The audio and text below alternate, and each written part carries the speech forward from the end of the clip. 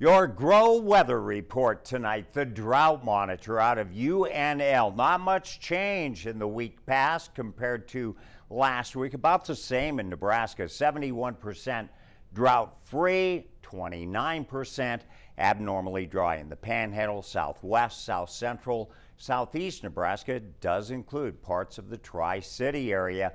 In Kansas, though, much drier this week, 50% no drought and around 49% abnormally dry.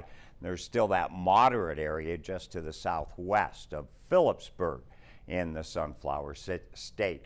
Well, how about the month ahead temperature-wise? The Weather Service showing above normal temperatures, especially northeast Nebraska, and equal chances are average temperatures to prevail in a large portion of south central southwest Kansas. 3 months out, temperature-wise, above normal over the northern tier, northeast portion of Nebraska, almost running into the southeast part of the state, average elsewhere in Nebraska and Kansas. But the precipitation is the one everyone is interested in. This is for November, December, January, basically. And we're looking at just average as far as precip for Nebraska and Kansas in the month ahead. Above normal, however, in the western, basically 1/3 of Kansas. Then 3 months out, way above Nebraska, Kansas, the northeast corner of Kansas, not so, and wrapped around the Panhandle, northern, northeast, extreme eastern Nebraska, it looks like an average winter precipitation-wise. Well, it's a little different then. You look at the 4-month outlook, the entire winter from the Climate Prediction Center. It does show, as far as precipitation is concerned, Nebraska and Kansas, for the most part, will be well above. So heavy snow really expected this winter based on an El Nino effect. But there are parts of Nebraska that are going to receive average precipitation. We'll see how that indeed goes. And temperature-wise, it looks like most of Nebraska way above normal temperature-wise this winter, and equal chances down in all of Kansas, southwest Nebraska, and the southwest portion of Nebraska's Panhandle.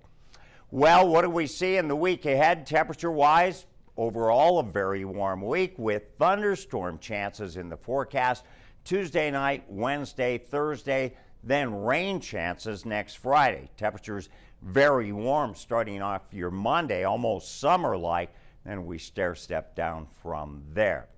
Well, average temperatures this time of year should be 64-degree highs, 39-degree lows. The week ahead, way above normal, 73 for a high, 53 the low. And this week's proverb: when it freezes and snows in October, January will bring mild winter. But if it is thundering and heat lightning, the winter will resemble April in temper.